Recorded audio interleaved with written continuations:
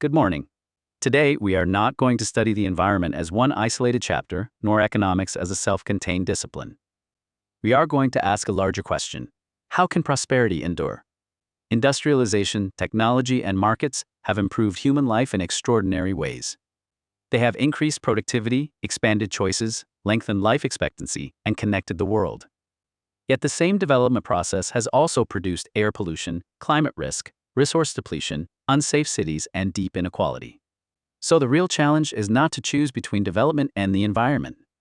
It is to understand how energy, transport, health, housing, industry, agriculture, finance, and ecosystems interact. That is why the theme is transsectoral.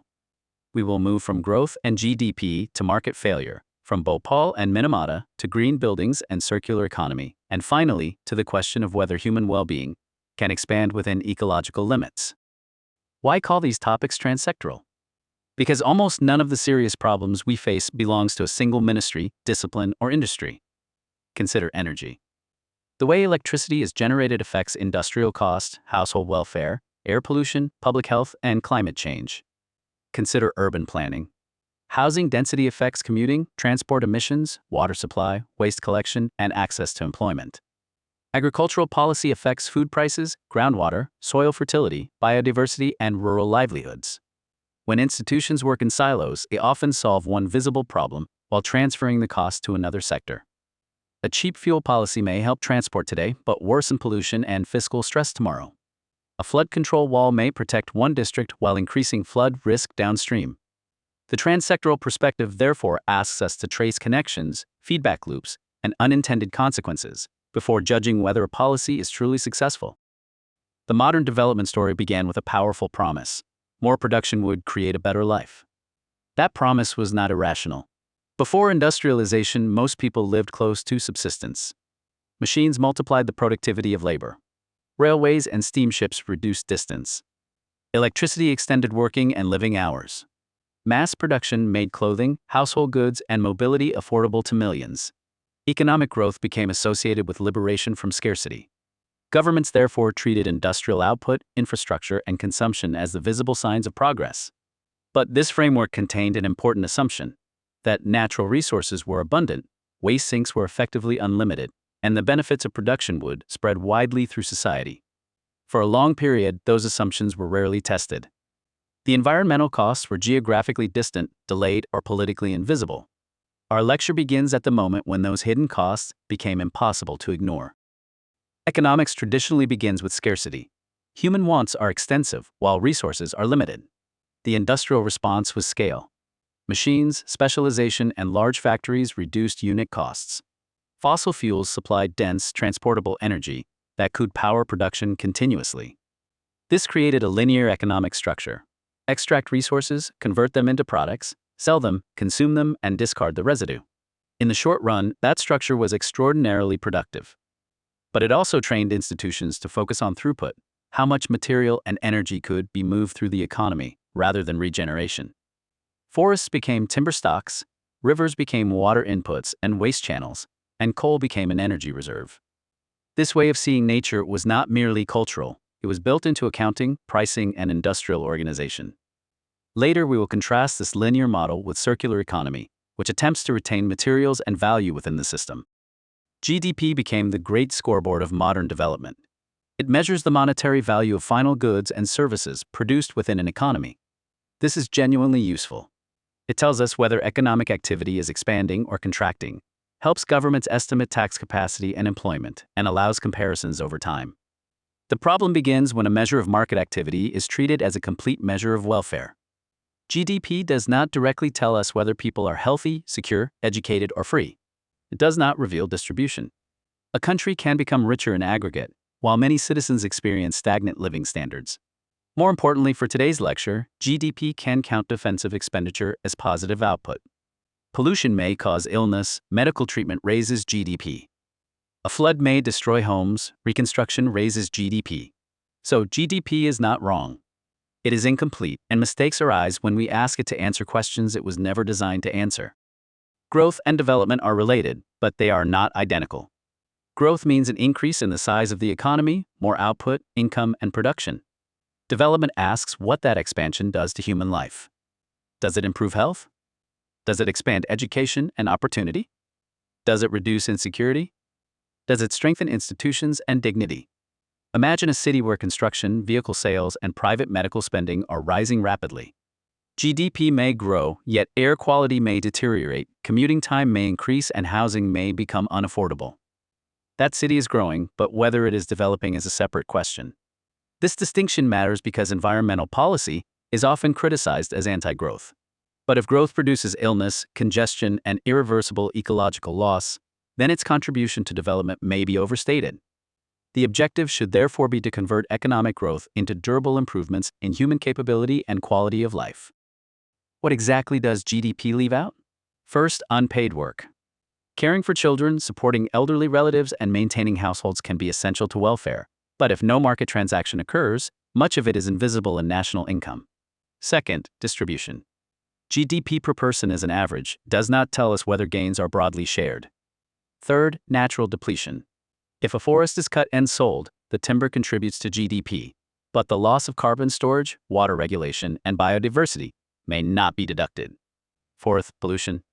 A product may be counted at its market value, even when its production damages health or ecosystems.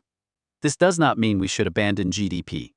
It means we require complementary measures: human development, inequality, natural capital accounts, and environmental indicators. The deeper lesson is that what societies measure influences what governments and firms choose to manage.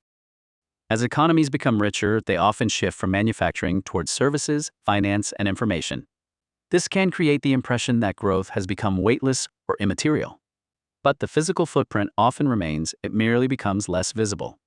Data centers consume electricity and water. Smartphones require minerals extracted across several continents. E-commerce depends on warehouses, packaging, roads, and delivery fleets. Financial services may fund mines, highways, and power plants. Manufacturing may be relocated abroad rather than eliminated. Therefore, a service economy can appear clean domestically while importing goods whose environmental costs occur elsewhere. This is why a transsectoral and global perspective matters. We must look beyond the location of consumption and examine the complete chain of extraction, production, transport, use, and disposal. Take an ordinary smartphone. The consumer sees a polished device and a retail price. But the product contains a hidden geography. Minerals may be extracted in one country, processed in another, assembled in a third, and sold in a fourth. The carbon emissions, water use, hazardous chemicals, and labor risks are distributed along that chain. At the end of the product's life, electronic waste may travel again, sometimes to informal recycling locations where workers face toxic exposure. This separation creates moral and economic distance. The consumer benefits, but many costs occur beyond the consumer site and outside the jurisdiction of the final market. A transsectoral analysis therefore asks not merely where a product is sold, but where its impacts are produced. This leads naturally to life cycle assessment and extended producer responsibility, which we will examine later. Development is a systems problem because causes and consequences are connected through feedback loops. Suppose a city widens roads to reduce congestion. Initially, traffic may move faster, but easier driving can encourage more people to use cars. More housing may develop farther from the center, and congestion can return at a higher level. This is called induced demand. Similarly, subsidized electricity may help farmers pump groundwater, but cheap pumping can accelerate aquifer depletion, which later increases agricultural risk. Systems thinking asks three questions: what is connected, what feeds back, and what is delayed? Many policy failures occur because the benefit is immediate and visible, while the cost is delayed and dispersed. A transsectoral perspective therefore requires us to follow the entire chain rather than judge a policy at its first point of impact. A fundamental shift in environmental economics is to stop imagining the economy and the environment as two separate circles that occasionally overlap. The economy exists inside society, and both exist inside the biosphere. Every factory, farm, household, and digital platform ultimately depends on energy and material inputs. Every waste product eventually returns to air, water, or land. Money can circulate within the economy, but matter and energy obey physical laws. This means the economy cannot expand independently of ecological systems. The nested circle image is simple, but its implication is profound. Environmental protection is not an optional sector competing with economic development.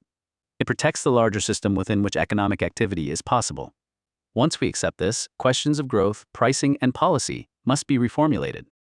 The environment performs at least three economic functions. The first is source.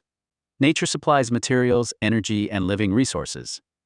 Some resources are non-renewable on human timescales, such as fossil fuels and mineral ores. Others are renewable, such as forests, fisheries, and groundwater, but only if extraction does not exceed regeneration. The word renewable can therefore be misleading. A fish stock is renewable biologically, yet it can collapse economically if harvesting is too intense. Groundwater may recharge, but extraction can be far faster than replenishment. The source function reminds us that production does not begin in a factory. It begins in ecosystems and geological stocks. The price of the final product may reflect extraction cost but not necessarily scarcity, regeneration time, or ecological damage. The second function is sink. Economic activity produces residuals, smoke, sewage, heat, plastics, chemicals, and greenhouse gases. The environment can absorb some of these wastes. Rivers can process limited organic matter. Soils can break down certain compounds, and the atmosphere can disperse emissions. But absorption is not infinite. When discharge exceeds assimilative capacity, pollution accumulates and ecological function declines. The key economic mistake is to treat the sink as free, simply because no one sends a bill. A factory may pay for fuel and labor, but pay little for the atmospheric capacity it uses. This missing price encourages excessive use of the sink. Much of environmental economics is therefore an attempt to recognize, regulate, or price this limited capacity. The third function is life support. Ecosystems do not merely provide raw materials. They maintain the conditions in which societies can function. Pollinators support agriculture. Wetlands filter water and reduce floods. Healthy soils cycle nutrients. Forests store carbon, influence rainfall, and stabilize slopes. Mangroves reduce coastal storm damage. These services are often invisible because they are not purchased every day. Their value becomes obvious only when they are lost and expensive engineered substitutes are required. A city may drain a wetland for construction, record the land sale and buildings as economic gain, and later spend enormous sums on flood control. The ecosystem service disappeared from the account, while the replacement expenditure appears as growth. This is a classic example of why narrow accounting can produce misleading signals. Ecosystem services are commonly grouped into four categories. Provisioning services provide tangible goods such as food, water, timber, and medicinal resources. Regulating services include flood control, climate regulation, pollination, and water purification. Cultural services include recreation, heritage, aesthetic, and spiritual value. Supporting services include soil formation, nutrient cycling, and the ecological processes that make the other services possible. The classification is useful because it converts the vague phrase nature is valuable into identifiable functions. But we should be careful. Assigning economic value does not mean every ecosystem can or should be reduced to a market price. Some values are uncertain, collective, are ethically non-substitutable. Valuation is a tool for making invisible benefits visible, not a license to sell everything. Environmental goods are difficult for markets because they often have no clear owner, no simple boundary, and no complete price. Clean air cannot easily be divided into individual units and withheld from those who do not pay. Rivers cross districts and national borders. Wildlife migrates. Climate stability is global. When ownership is unclear, users may have strong incentives to extract or pollute, but weak incentives to conserve. The problem is not that markets are inherently harmful. It is that markets require institutions, rights, information, enforcement, and boundaries to work well. Where those conditions are absent, prices may fail to signal scarcity or damage. This takes us to the economic classification of goods. Goods can be classified using two questions. First, can people be excluded from using the good? Second, does one person's use reduce what remains for others? A private good, such as bread, is both excludable and rival. A public good, such as clean air, is difficult to exclude people from, and one person's enjoyment does not significantly reduce another's. A common resource, such as a fishery, is difficult to exclude people from, but every fish caught leaves fewer for others. A club good, such as a toll road before congestion, is excludable but only partly rival. This simple matrix explains why environmental policy differs across resources. Markets are well suited to many private goods. Public goods tend to be underprovided. Common resources tend to be overused. The appropriate institution depends on the type of good. A public good creates the free rider problem. If cleaner air benefits everyone, an individual may prefer that others bear the cost of reducing pollution. Since the benefit cannot easily be withheld, private firms may struggle to charge each beneficiary. The result is under-provision. We see this with disease surveillance, flood protection, basic environmental research, and climate stability. Collective action, usually through government, community institutions, or international agreements, is required because voluntary individual payment is unlikely to match the social value. Free riding also appears between countries. Every country benefits from global emissions reduction, but each may prefer that others undertake the expensive transition. This is why climate negotiations are difficult, even when the science is widely understood. Common resources create the opposite problem. They are difficult to exclude people from, but use as rival. Each fisher gains the full value of an additional catch, while the depletion cost is spread across all users. This creates pressure to harvest before someone else does. The same logic applies to groundwater, grazing land, forests, and sometimes urban road space. The problem is not simply greed. Even a responsible user may fear that conservation will only leave more for others to take. Solutions include community rules, licenses, quotas, seasonal restrictions, clearly defined rights, and monitoring. Elinor Ostrom's work showed that communities can sometimes manage common resources successfully without either complete privatization or centralized control, provided institutions are trusted and enforceable. The tragedy of the commons is often explained using a shared pasture. Each herder receives the full benefit of adding one more animal. The additional grazing damage, however, is shared by everyone. So adding another animal appears individually rational. When every user follows the same logic, the pasture collapses. The phrase tragedy does not mean collapse is inevitable. It means that without effective institutions, individually sensible decisions can produce a collectively disastrous result. This is a recurring theme in sustainability. Groundwater pumping, traffic congestion, carbon emissions, and overfishing all involve private benefits combined with shared costs. The policy challenge is to redesign incentives and governance so that individual decisions support, rather than undermine, collective welfare. Markets coordinate millions of decisions through prices, and under the right conditions, they can allocate resources remarkably efficiently. Market failure occurs when those conditions are absent. Costs may fall on third parties. Information may be hidden. Property rights may be unclear.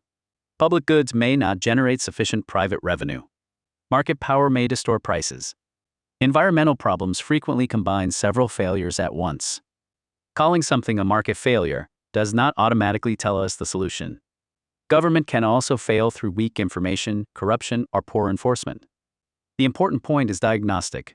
Before choosing a policy, identify which condition is missing. Is the cost unpriced? Is information unequal? Is the resource open access? Is the harm irreversible?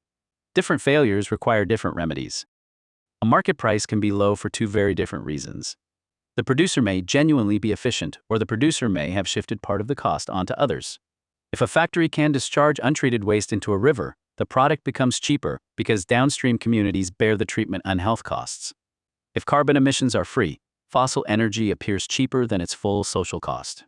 If groundwater has no effective price, water-intensive production can look profitable while the aquifer declines.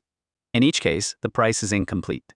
It tells the consumer what the seller must pay, not what society must bear. Environmental policy often attempts to correct this gap by making private decision-makers face more of the true social cost. An externality occurs when an economic activity affects a third party who is not fully compensated and did not directly participate in the transaction. The effect may be negative, such as pollution, noise, or congestion, or positive, such as knowledge spillovers, vaccination, or urban trees. The key feature is that the effect is missing from the price. The buyer and seller may both be satisfied, yet the transaction can still reduce total social welfare if outsiders bear significant harm.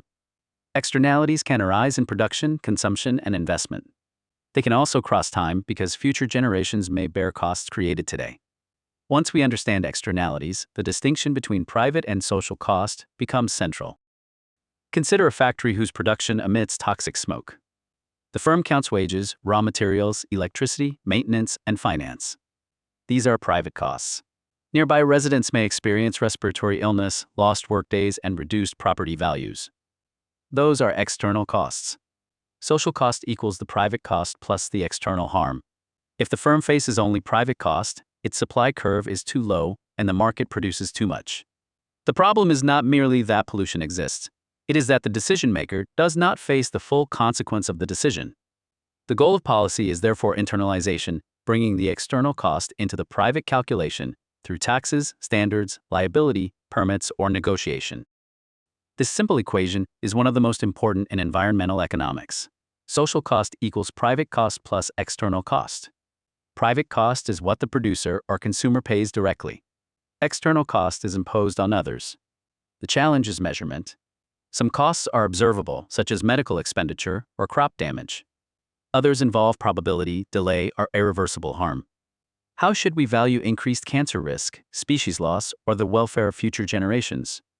Uncertainty does not mean the cost is zero. In fact, where damage may be severe and irreversible, uncertainty can justify precaution. The equation is simple, applying it fairly is difficult. But without this distinction, market prices cannot be evaluated against social welfare. Now we can see the problem graphically. Demand represents marginal benefit. The lower supply curve represents marginal private cost, the cost faced by the producer. Where demand meets private cost, the market chooses its equilibrium quantity. But society faces a higher marginal social cost because pollution adds damage. The socially efficient quantity occurs where demand meets the social cost curve. Notice that the market quantity lies to the right. The units produced between the efficient quantity and the market quantity create more social cost than benefit. The shaded triangle is dead weight loss, welfare that disappears because output is excessive. It is not a transfer from one person to another, it is a net loss. This graph is why an externality is not simply an ethical concern. It is an efficiency problem. Corrective policy can potentially increase total welfare by reducing output toward the social optimum. Externalities can also be positive.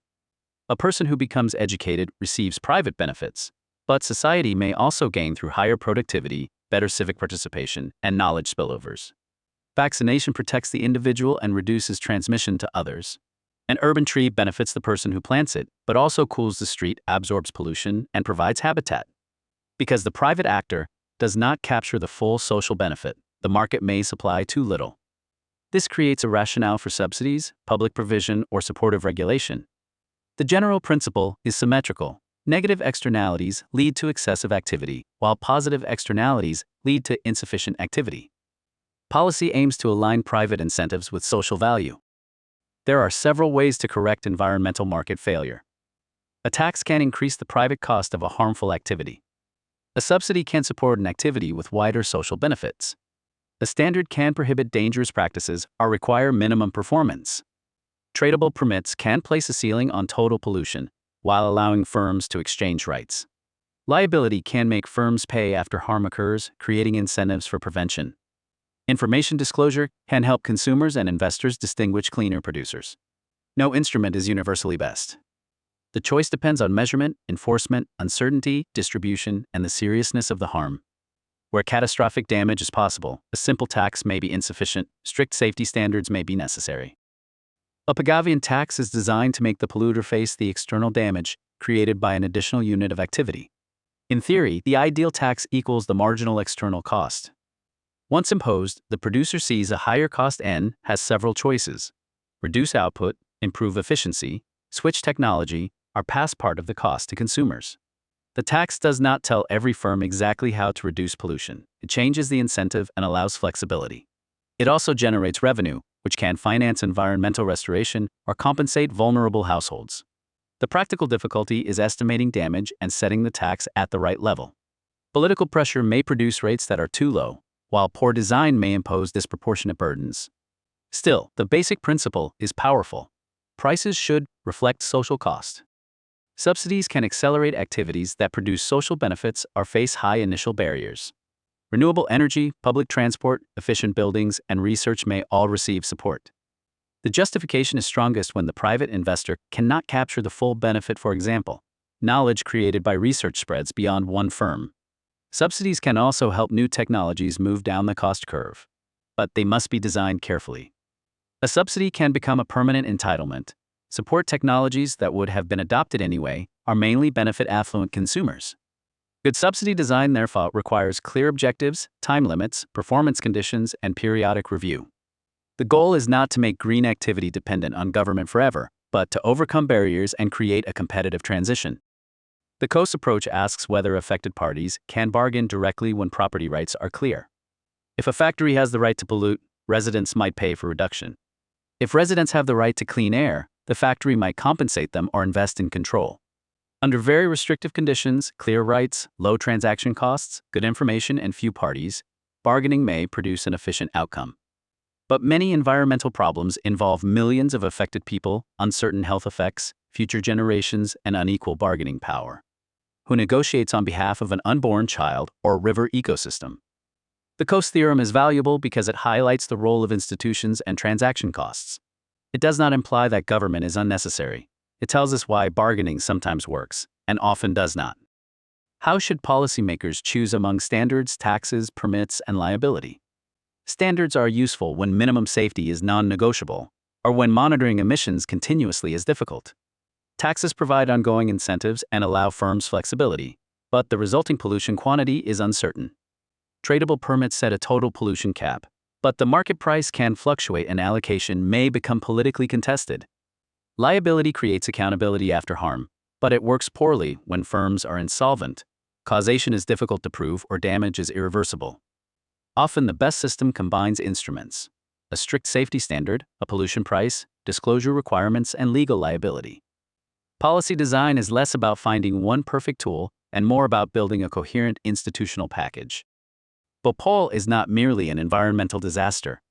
It is a transsectoral failure involving industrial management, regulation, urban planning, public health, emergency response, corporate structure, and legal accountability. A highly hazardous facility operated close to a dense population. Safety systems and preparedness were inadequate. The people exposed to the risk were not parties to the company's production decisions and did not receive compensation in advance for bearing that risk. Cost savings were private, catastrophic risk was public. After the leak, the consequences extended far beyond the immediate event. Deaths, chronic illness, contaminated sites, litigation, disputed compensation, and intergenerational suffering. The economic lesson is that low probability does not mean low importance. When potential harm is catastrophic and irreversible, ordinary cost-benefit calculation may underweight prevention. Safety regulation, liability, and precaution exist because markets may systematically underprice rare but devastating risks. Before a disaster, safety expenditure appears as a visible cost. Maintenance, training, redundant systems, and emergency planning reduce short-term profit. The benefit is an accident that does not happen, which is invisible. After failure, the logic reverses. The avoided expenditure looks trivial compared with the social cost. This creates a management problem. Prevention must compete for resources against activities with immediate financial returns. Regulation and liability are meant to correct that bias. If expected penalties are weak, enforcement uncertain, and corporate responsibility fragmented, firms may not invest enough in prevention. Bhopal therefore teaches that environmental economics cannot be separated from corporate governance and legal design. The question is not only how much damage occurred, but whether institutions created strong incentives to avoid it. Minamata demonstrates why environmental harm can be delayed, cumulative, and difficult to recognize. Industrial mercury entered coastal water. Microorganisms absorbed it, small fish consumed them, larger fish consumed the smaller fish, and people ate the seafood. Through bioaccumulation and biomagnification, concentration increased along the food chain. The pollution was not necessarily visible in the water, but its biological effect became severe. Communities experienced neurological disease, and the connection between industrial discharge and illness was contested for years. The case teaches 3 lessons. First, ecosystems can transform and amplify pollutants. Second, absence of immediate visible harm is not proof of safety. Third, firms and regulators may resist causal conclusions when evidence is complex. This supports the precautionary principle, where potential damage is serious. Scientific uncertainty should not automatically justify delay. Love Canal shows how environmental decisions can create liabilities that reappear decades later. Hazardous waste was buried, and the land was later used for housing and a school. Chemicals migrated through soil and water, exposing residents and destabilizing the community. Property values collapsed. Families faced uncertainty about health and relocation. The case demonstrates that land markets may fail when information is incomplete or concealed. A buyer cannot price a risk that is unknown. It also shows why hazardous waste liability often extends backward to earlier owners and operators. Without long-term responsibility, firms can capture the benefit of disposal while leaving future communities to pay. Environmental regulation therefore deals not only with current emissions, but with legacy contamination and the memory of land. Environmental harm is rarely distributed evenly. Polluting facilities, landfills, and hazardous occupations often affect communities with less income, weaker political influence, or insecure tenure. Children, elderly people, and outdoor workers may face greater exposure. Meanwhile, the benefits of the activity, electricity, products, profits, or mobility may flow elsewhere. Environmental justice asks not only whether total benefits exceed total costs, but who receives each. A policy can be efficient in aggregate and still be unjust. Carbon pricing, for example, may reduce emissions but place a larger burden on low-income households unless revenue is recycled or alternatives are provided. Distribution is not an afterthought. It influences legitimacy, compliance, and the durability of policy. Delhi's air pollution is a classic transsectoral problem. Vehicles contribute, but so do construction dust, industry, power generation, household fuels, and seasonal agricultural burning. Meteorology matters because temperature inversions can trap pollutants. Administrative boundaries matter because emissions travel across states. Economic incentives matter because farmers may have only a narrow window to clear residues. Urban design matters because long commutes increase vehicle use. Public health matters because exposure affects millions. No single department can solve this alone. A vehicle restriction may help temporarily, but cannot address regional burning or industrial sources. Effective policy requires measurement, coordination, alternatives, and enforcement across jurisdictions. Delhi reminds us that environmental problems are often systems problems disguised as sectoral ones. Urbanization is not merely a problem. Cities are engines of development because proximity increases productivity. Firms can find specialized workers, workers can access diverse jobs, and ideas spread more quickly. Infrastructure can be shared across a dense population. Hospitals, universities, and cultural institutions become viable at scale. These agglomeration benefits explain why urbanization usually accompanies structural transformation. The challenge is that density creates both efficiency and pressure. A compact city can support excellent public transport, but unmanaged density can produce congestion and overcrowding. The aim is not to stop urbanization, but to shape it so that the benefits of proximity exceed the costs of concentration. The same concentration that creates urban productivity also concentrates risk. Traffic creates congestion, noise, and emissions. Concrete and asphalt absorb heat. Impervious surfaces prevent water infiltration and increase flooding. Waste and sewage systems may lag behind population growth. Low-income households are often pushed into high-risk areas, floodplains, steep slopes, or land near pollution sources. These are not separate failures. Housing policy, transport, drainage, land values, and environmental risk interact. When cities expand without integrated planning, residents pay through time, illness, and insecurity. Sustainable urbanization, therefore, requires systems design rather than isolated projects. The concept of urban metabolism treats a city like an organism. It imports water, food, fuel, electricity, and construction materials. It transforms these inputs through households, businesses, and infrastructure. It then releases wastewater, solid waste, heat, and emissions. A linear urban metabolism imports resources and exports waste. A more circular metabolism recovers water, composts organic material, captures energy from waste, and reuses construction materials. This perspective is useful because it connects planning departments that often operate separately.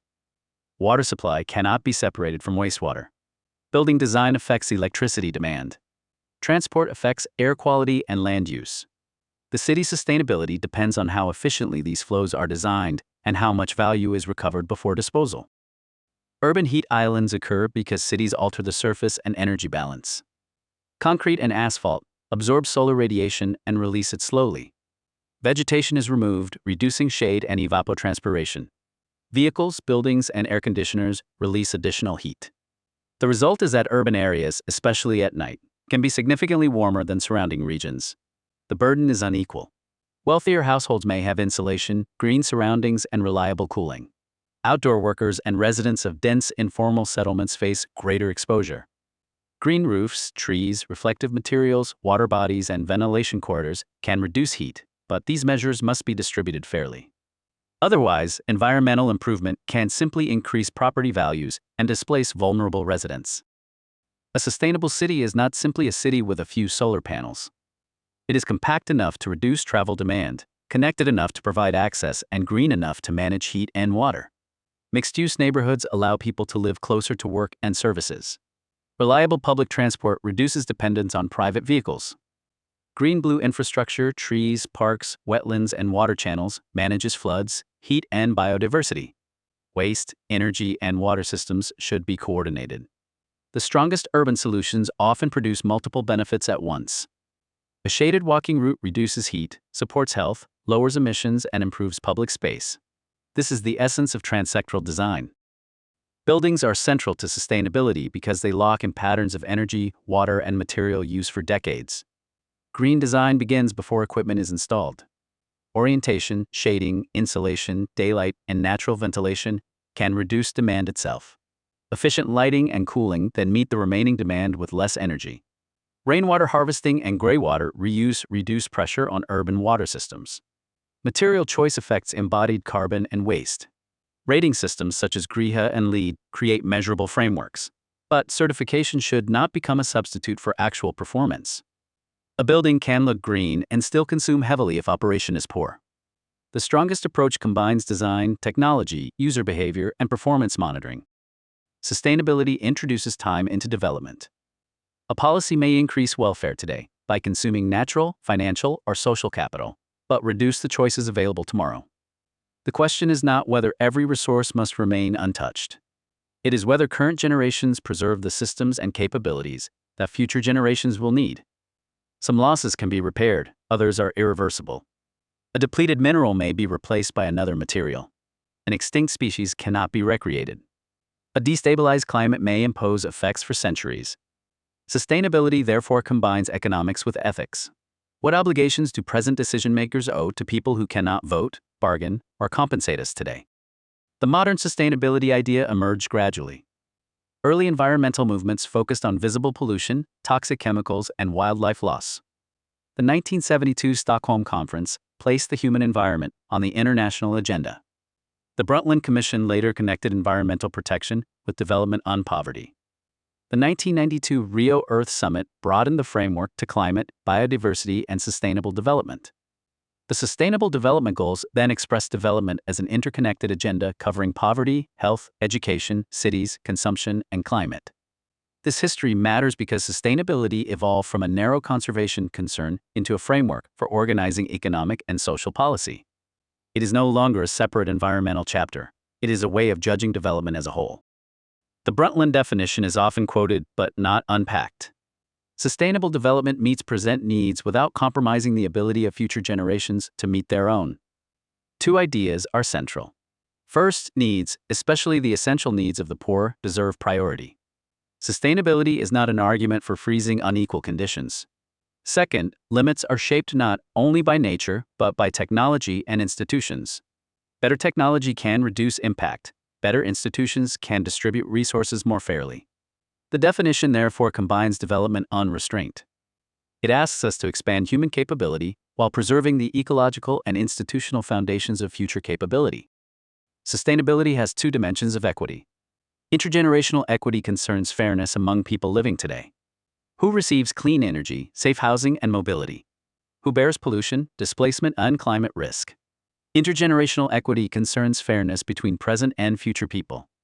Are we consuming resources or destabilizing systems in ways that reduce their options? These dimensions can conflict.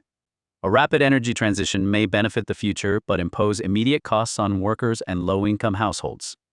A just transition attempts to reconcile them through retraining, compensation, and affordable alternatives.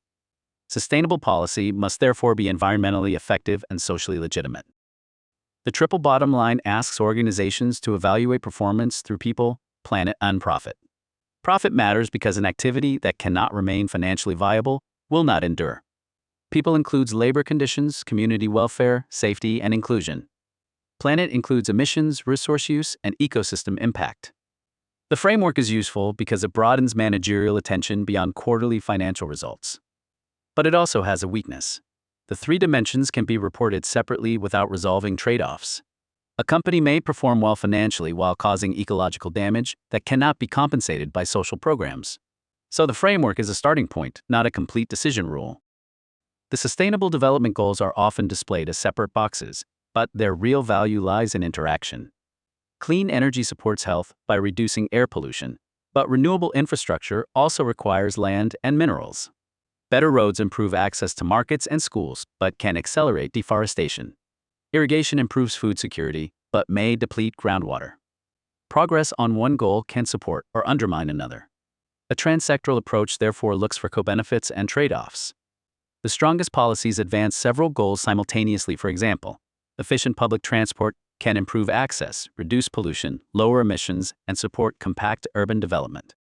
Weak sustainability assumes that different forms of capital can often substitute for one another. Natural resources may be depleted if society creates enough infrastructure, knowledge, or financial wealth in return. Strong sustainability argues that some natural capital is critical and cannot be replaced. A wetlands flood protection might be partly replaced by engineering, but biodiversity, cultural meaning, and ecological resilience may not be fully reproducible. Climate stability is even more fundamental. The disagreement is not whether technology matters, it is about the limits of substitution. Where losses are irreversible, uncertain, or system-wide, the case for strong sustainability becomes stronger. Carrying capacity is the level of population and activity that an ecological system can support without long-term degradation. It depends on resource regeneration, waste absorption, and resilience. It is not a single permanent number. Technology, consumption patterns, trade, and institutions can alter it. A city can support more people with efficient water systems and compact transport than with wasteful infrastructure.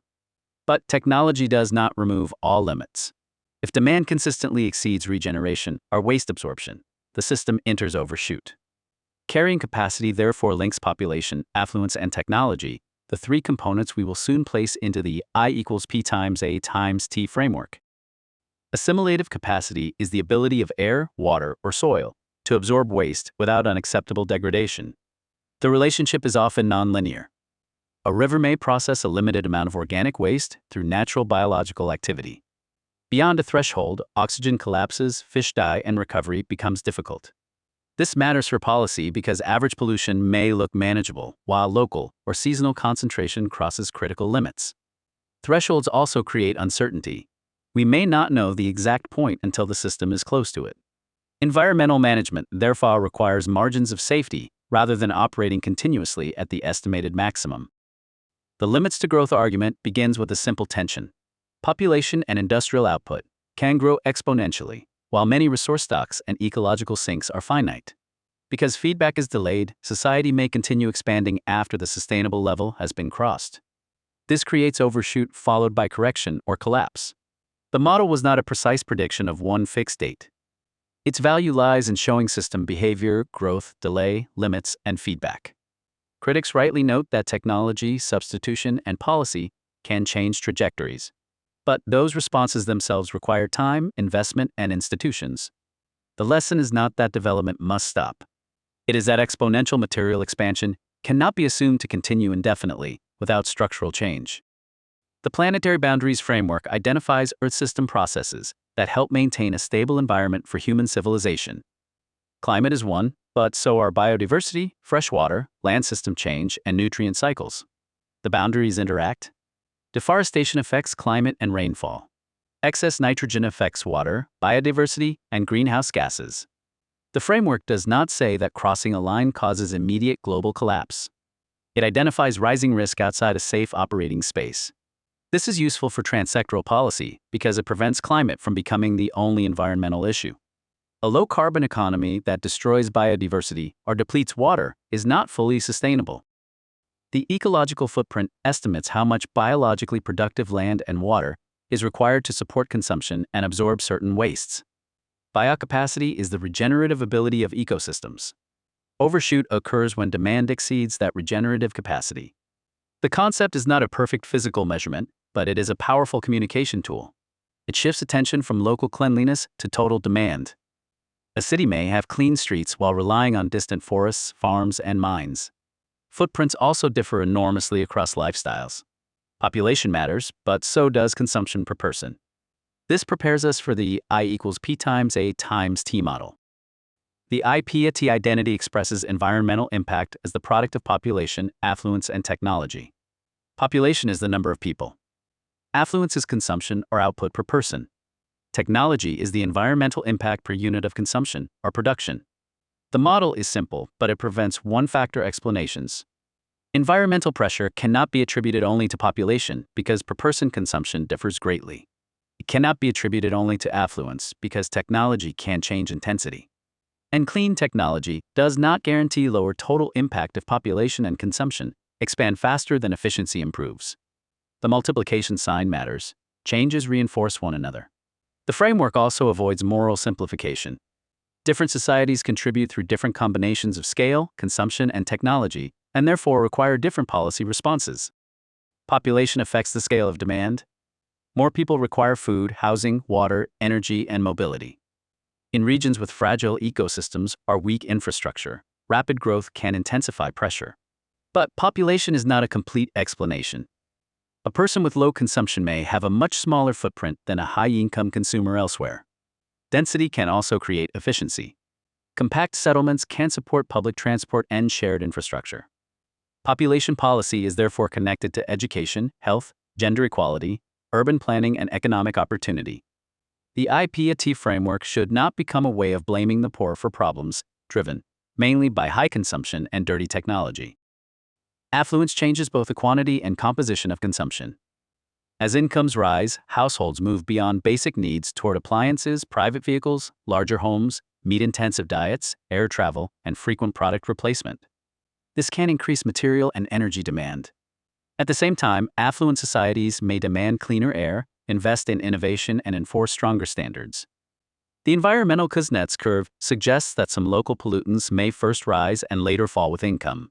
But this is not automatic and does not apply equally to global impacts, such as carbon or outsourced pollution. Affluence creates capacity for improvement, but whether that capacity is used depends on policy, institutions, and values. Technology can reduce impact per unit.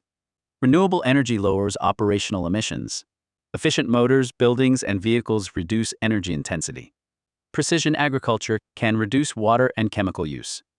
But technology can also increase impact by making extraction cheaper, travel faster, and consumption easier. A more efficient machine may be used on a much larger scale. Digital services can stimulate physical delivery and device turnover. Therefore, technology should be assessed at the system level. The relevant question is not only whether a technology is cleaner per unit, but whether total resource use and emissions decline after adoption. The rebound effect occurs when efficiency lowers the cost of using a resource and encourages more use. A fuel-efficient car needs less fuel per kilometer, but the owner may drive farther because travel becomes cheaper. Efficient air conditioning may run for more hours or cool more rooms. The result is that total savings are smaller than engineers initially expect. In extreme cases, total consumption can even rise. This does not mean efficiency is useless. It means efficiency should be combined with pricing, standards, and planning that address total demand. Again, the system matters more than the device. Conventional production accounts record labor, materials, energy, depreciation, and finance. Environmental costs may remain outside the ledger. Communities may bear health damage, governments may finance cleanup, and future generations may face climate risk. Full cost accounting attempts to make these consequences visible. This can change investment decisions. A technology with higher upfront cost may be cheaper socially over its life cycle. The challenge is that firms compete within existing rules. A company that voluntarily internalizes cost may be undercut by one that does not. Therefore, accounting reform must be supported by common standards, disclosure, and policy. Environmental subsidies are justified where clean activities create wider benefits or face early barriers. Research produces knowledge spillovers. New technologies may need scale before costs fall. Public transport benefits non-users by reducing congestion and pollution. But subsidies can be captured by powerful interests or continue after they are no longer needed. Good design therefore asks, what market failure is being corrected? Who receives the benefit? What performance is required, and when will support end? A subsidy should be a bridge to transition, not a permanent shelter from competition. Carbon pricing attempts to incorporate climate damage into economic decisions. A carbon tax sets a price per unit of emissions and allows the quantity to adjust. Cap and trade sets a total emission ceiling and allows the permit price to adjust. Both encourage efficiency, fuel switching, and innovation. But design matters. Free permits can create windfall gains. A tax can burden households if clean alternatives are unavailable. Revenue recycling, returning funds through transfers, public transport, or lower taxes can improve fairness. Carbon pricing is not a complete climate policy. Infrastructure, standards, research, and industrial strategy are also needed, especially where investment decisions are long-lived. The linear economy follows a simple direction: take, make, use, and dispose. Resources are extracted, converted into products, sold, and discarded. Much of the material value is lost after a short use phase. Waste accumulates in landfills, oceans, or informal recycling systems. The model worked when resources appeared abundant and waste sinks appeared unlimited. Under ecological constraint, it becomes increasingly costly. Circular economy begins by asking whether products, components, and materials can remain valuable for longer. Circular economy is often reduced to recycling, but recycling is only one loop and usually a lower value one. The aim is to design out waste, keep products and materials in use, and regenerate natural systems. Durability avoids replacement. Repair preserves the product. Reuse preserves both product and embodied energy. Refurbishment and remanufacturing preserve components. Recycling recovers material when higher value options are no longer possible. Circularity also requires business models, leasing, sharing, take-back, and service-based models that reward longevity rather than rapid disposal. It is a redesign of production and ownership, not merely better waste management. Life cycle thinking asks where impact occurs from extraction to end of life. For a smartphone, mining may dominate land and social risk. Manufacturing may dominate energy and chemical use. Transport connects a global chain. The use phase may be relatively small for one device, while rapid replacement multiplies total demand. End of life determines whether valuable metals are recovered or workers are exposed in informal recycling. A policy focused only on one stage can shift impact elsewhere. Lightweight packaging may reduce transport emissions but become harder to recycle. Life cycle assessment helps avoid such burden shifting. Extended producer responsibility makes producers responsible for the post-consumer stage of products or packaging. This may include financing collection, meeting recycling targets, providing take-back systems, and ensuring safe disposal. EPR shifts part of the burden from municipalities and taxpayers to those who design and market the product. More importantly, it can change design incentives. If producers must pay for recovery, they have reason to reduce material complexity, improve durability, and make products easier to disassemble. Effective EPR requires traceability and enforcement. Otherwise, paperwork may show compliance, while waste continues to flow into informal or unsafe channels. Donut economics brings the lecture's two central concerns together. The inner ring is the social foundation: food, health, education, housing, energy, quality, voice, and other essentials of a dignified life. Falling inside this ring means deprivation. The outer ring is the ecological ceiling: climate, biodiversity, fresh water, land, and other planetary pressures. Crossing it means overshoot. The goal is to operate in the space between them, a safe and just space for humanity. This framework rejects two false choices. We do not have to choose poverty in order to protect nature, and we cannot call ecological overshoot development simply because GDP rises. The challenge is to meet human needs with far less environmental pressure through institutions, technology, distribution, and design. Let us return to the opening question: how can prosperity endure? The answer is not to reject markets, technology, cities, or growth. It is to make them account for the systems on which they depend. Prices must reflect social and environmental costs. Policy must recognize public goods and common resources. Safety and justice must be built into production, not added after disaster. Cities and buildings must be designed as connected systems. Technology must reduce total impact, not merely impact per unit. Circularity must preserve value, and development must meet human needs within ecological limits. Sustainability, therefore, does not mean less development. It means better development, more durable, more equitable, and more honest about cost. The defining challenge of the 20th century was to create unprecedented wealth. The defining challenge of the 21st is to preserve and extend human well-being without destroying the natural foundations that make it possible.